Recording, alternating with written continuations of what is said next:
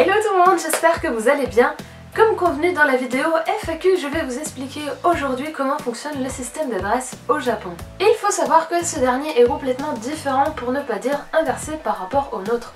Car si en France on commence par le numéro de la maison, suivi du nom de la rue puis de la ville, il en est tout autrement au Japon puisque eux commencent par le nom de la préfecture, le nom de la ville, le nom du quartier, suivi du numéro du sous-quartier, du bloc ou lotissement, puis du numéro de construction de la maison. Ouais, dit comme ça paraît un peu compliqué, mais je vous assure que ce n'est pas si illogique que ça, puisque les adresses japonaises, c'est comme si c'était une géolocalisation de plus en plus précise à chaque information, et c'est ce qu'on va voir tout de suite. Première chose à savoir, et pas des moindres puisqu'elle trompe de nombreuses personnes, Tokyo n'est pas une ville mais une préfecture, ce qui explique que sa zone géographique soit si étendue. Ce qu'on appelle alors les arrondissements de Tokyo comme Setagawa, Shinjuku, Nerima ou encore Kitaku sont en fait des villes. Si un Tokyoïde vous demande dans quelle ville vous habitez, ne répondez pas Tokyo mais Kitaku par exemple. Ces villes, dont les délimitations sont quand même assez confuses, sont divisées en plusieurs quartiers.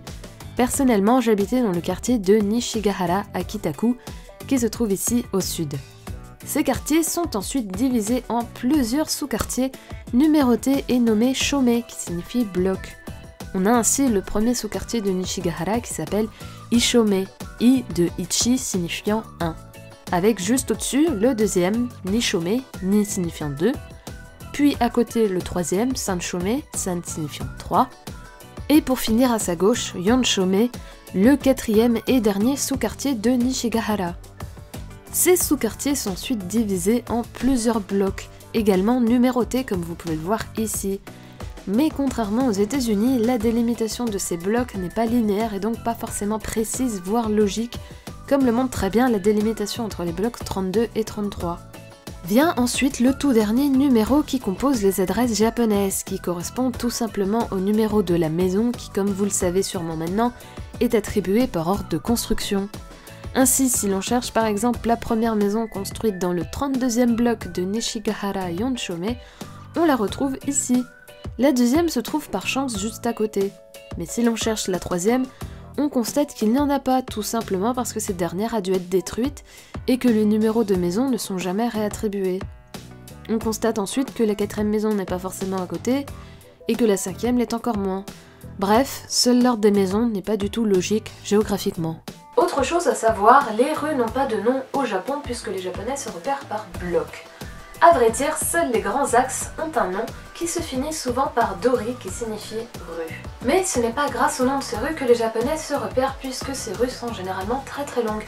Ainsi, pour savoir où ils se repèrent grâce aux grands croisements qui indiquent à chaque fois où ils se situent par rapport au quartier. Par exemple, si on revient sur le plan du quartier de Nishigahara, on constate que deux grandes rues se croisent au nord et à l'ouest. Celle au-dessus a beau se nommer Meiji-dori comme on peut le voir ici, c'est surtout grâce aux panneaux situés à ces différents carrefours que les Japonais peuvent se repérer. Par exemple ici, le carrefour se nomme Asukayama car il se situe tout proche de la station de métro du même nom.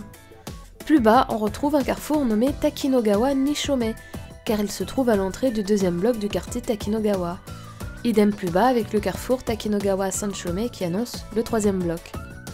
Et il en est de même avec l'autre grande rue nommée Akusan-dori, où l'on retrouve un premier carrefour annonçant l'entrée sur Sugamo Yonshome, ou encore plus bas un carrefour nommé Toshima Ichibamae qui annonce la présence du marché Toshima juste au-dessus. Avec ces explications, vous savez maintenant comment lire une adresse japonaise, mais aussi comment vous repérer et identifier où vous souhaitez aller. Mais il y a encore certaines choses que vous devez savoir pour faciliter votre immersion au Japon. Premièrement, il existe certains termes que vous retrouverez souvent dans le nom des stations de métro ou de train qui peuvent vous être très utiles pour savoir où vous êtes situé par rapport au quartier, mais aussi si vous avez choisi la bonne station. Car un même quartier peut avoir plusieurs stations avec un nom très légèrement différent et qui peuvent s'avérer être de vrais pièges si on ne fait pas attention. Car si à Paris vous faudra marcher 10 minutes pour arriver à la station de métro la plus proche, à Tokyo c'est plutôt une bonne demi-heure quand même. Il existe le terme Nishi comme on peut le voir à la station Nishinipori par exemple. Nishi signifie ouest, et effectivement la station se trouve à l'ouest de la station Nippori, de même avec Nishi Waseda et Waseda. Dans la même logique, il existe le terme Higashi qui signifie est, comme on peut le voir avec Higashi Ikebukuro qui se trouve à l'est de Ikebukuro. de même avec Higashi Nakano et Nakano. Il existe également Kita Ikebukuro, Kita signifiant nord et la station étant quand même bien plus au nord que la station principale Ikebukuro. Outre ces termes géographiques, il existe également le terme Shin, comme à Shin-Otsuka par exemple. Shin signifie nouveau, ça signifie tout simplement que c'est une station bien plus récente que la station Otsuka. De même avec Shin-Okubo qui est quand même très proche de la station d'origine Okubo. Il existe également le terme Shimo, comme on peut le voir à la station Shimo-Itabashi. Shimo vient du kanji Shita qui signifie dessous, la station se trouvant effectivement sous la station principale Itabashi, qui possède d'ailleurs également une station Shin-Itabashi. S'il y a un terme pour dire dessous, il en existe effectivement un pour dire dessus. C'est Kami, que l'on voit ici, qui vient du kanji Ue. Kami Itabashi étant bien plus au nord, bien plus au-dessus de toutes les autres stations du quartier. Mais si on regarde entre les deux, il existe également la station Naka Itabashi, Naka avec le kanji signifiant tout simplement au milieu. Et pour finir, sachez que les grandes villes japonaises sont tellement surpeuplées que les commerces ont rarement leurs locaux donnant sur la rue. Évitez donc de faire comme moi et de vous balader en pensant que vous finirez forcément par tomber sur un coiffeur, parce que vous pourriez bien finir par marcher des heures sans en voir un seul, alors qu'en fait, il y en a une bonne dizaine qui vous sont passés juste au-dessus. À vrai dire, la majorité des commerces se situent dans les différents étages des nombreux immeubles qui dessinent la ville. En effet, vous avez déjà forcément dû voir, sur place ou en photo, ces multitudes de panneaux verticaux le long des immeubles comme vous pouvez le voir ici. Eh bien, ce sont justement ces panneaux qui indiquent quel commerce se situe aux différents étages de l'immeuble. Si vous cherchez donc un commerce en particulier, il vaudra mieux lever la tête. Enfin, sachez qu'au Japon, le terme rez-de-chaussée n'existe pas et que ce dernier est toujours identifié comme un F, soit first floor ou premier étage, de F étant du coup notre premier étage. Quant au sous-sol, ils sont nommés comme dans les pays anglo-saxons, c'est-à-dire B1, qui signifie basement 1 ou premier sous-sol. Et voilà, cette vidéo est maintenant terminée, j'espère qu'elle a été facile à comprendre et surtout qu'elle vous sera utile. Si c'est le cas, n'hésitez pas à mettre un petit pouce bleu parce que ça fait toujours plaisir et on se retrouve très vite pour une prochaine vidéo. Tchuss!